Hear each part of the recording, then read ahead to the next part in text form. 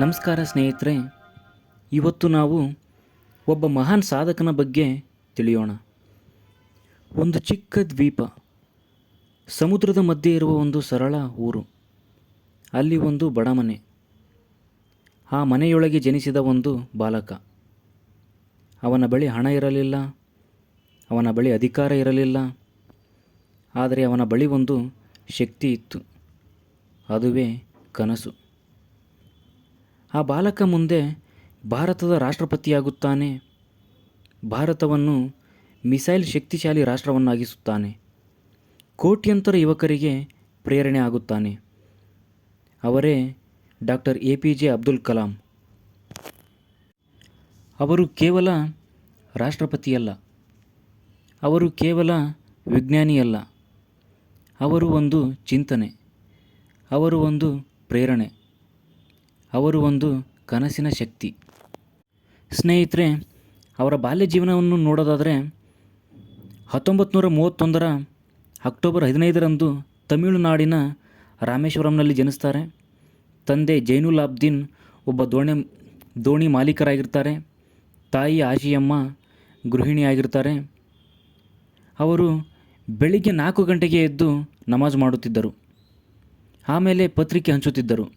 ನಂತರ ಶಾಲೆಗೆ ಹೋಗುತ್ತಿದ್ದರು. ಬಾಲ್ಯದಿಂದಲೇ ಶಿಸ್ತಿನ ಜೀವನ. ಒಮ್ಮೆ ಅವರ ಶಿಕ್ಷಕರು ಅವರಿಗೆ ಆಕಾಶದ ಬಗ್ಗೆ ತಿಳಿಸಿದರು.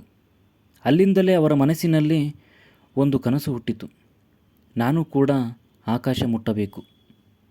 ಈಗ ನಾವು ಅವರ ಶಿಕ್ಷಣ ಮತ್ತು ಮೊದಲ ವಿಫಲತೆಯ ಬಗ್ಗೆ ತಿಳಿಯೋಣ. ಅವರು ಫಿಸಿಕ್ಸನ್ನು ಓದ್ತಾರೆ. ನಂತರ ಏರೋನಾಟಿಕಲ್ ಇಂಜಿನಿಯರಿಂಗನ್ನು ವ್ಯಾಸಂಗ ಮಾಡ್ತಾರೆ. ಏರ್ಫೋರ್ಸ್ ಪೈಲಟ್ ಆಗುವ ಕನಸು ಇತ್ತು. ಸೆಲೆಕ್ಷನ್ಗೆ ಹೋಗ್ತಾರೆ, ಆದರೆ ಸೆಲೆಕ್ಟ್ ಆಗಲಿಲ್ಲ. ಅವರು 9ನೇ ಸ್ಥಾನದಲ್ಲಿರ್ತಾರೆ. 8 ಜನ ಮಾತ್ರ ಆಯ್ಕೆ ಆಗ್ತಾರೆ. ಅವರು ತುಂಬ ನಿರಾಶರಾಗ್ತಾರೆ ಅಲ್ಲಿ. ಆದರೆ ಒಬ್ಬ ಸ್ವಾಮೀಜಿಯವರಿಗೆ ಹೇಳಿದರು, ನೀನು ಇನ್ನೊಂದು ದೊಡ್ಡ ಗುರಿಗಾಗಿ ಹುಟ್ಟಿದ್ದೀಯಾ. ಆ ದಿನದಂದು ಅವರು ಸೋಲನ್ನು ಪಾಠವಾಗಿ ಸ್ವೀಕರಿಸ್ತಾರೆ. ಅವರು ಹೇಳಿದರು, failure is the stepping stone to success. ಸ್ನೇಹಿತರೆ, ಈಗ ನಾವು ಅವರ ವಿಜ್ಞಾನದ ಸಾಧನೆಗಳ ಬಗ್ಗೆ ತಿಳಿದುಕೊಳ್ಳೋಣ. The rise of missile man. ಅವರು ಕೆಲಸ ಮಾಡಿದ ಪ್ರಮುಖ ಸಂಸ್ಥೆಗಳು ಇಸ್ರೋ ಮತ್ತು DRDO. SLV-3 ಯೋಜನೆಗೆ ನಾಯಕತ್ವ ನೀಡಿದರು. ಭಾರತದ ಮೊದಲ ಉಪಗ್ರಹ ಉಡಾವಣೆ ಯಶಸ್ವಿಯಾಯಿತು. ಅಗ್ನಿ ಮಿಸೈಲ್ ಅಭಿವೃದ್ಧಿ, ಪೃಥ್ವಿ ಮಿಸೈಲ್, 1998ರ ಪೋಖ್ರಾನ್ ಅಣುಪರೀಕ್ಷೆ.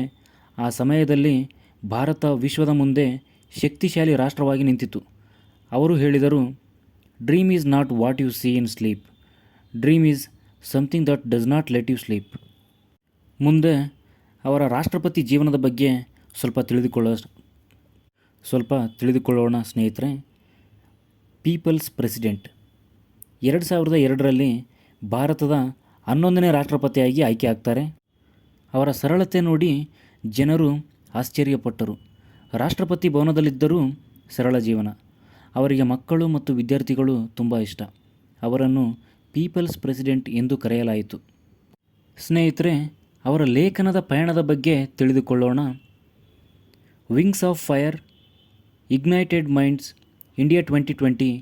ಅವರು ಭಾರತವನ್ನು 2020ರೊಳಗೆ ಅಭಿವೃದ್ಧಿ ಹೊಂದಿದ ರಾಷ್ಟ್ರವಾಗಿಸುವ ಕನಸು ಕಂಡಿದ್ದರು. ಅವರು ನಂಬಿದ್ದದ್ದು ಯುವಕರೇ ಭಾರತದ ಭವಿಷ್ಯ ಎಂದು.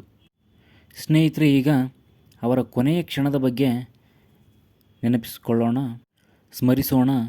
A teacher till last breath. 2015ರ ಜುಲೈ 27ರಂದು IIM ಶಿಲ್ಲಾಂಗ್ನಲ್ಲಿ ಉಪನ್ಯಾಸ ಕೊಡುತ್ತಿದ್ದರು. ಅವರ ಮಾತಿನ ಮಧ್ಯದಲ್ಲೇ ಅವರು ಕುಸಿದು ಬಿದ್ದರು. ಕೊನೆಯ ಉಸಿರಿನವರೆಗೂ ಶಿಕ್ಷಕರಾಗಿದ್ದರು.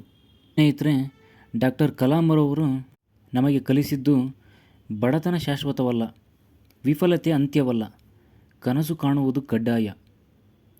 ನೀವು ಯಾವ ಪರಿಸ್ಥಿತಿಯಲ್ಲಿ ಇದ್ದರೂ ಒಂದು ಕನಸು ಇರಲಿ.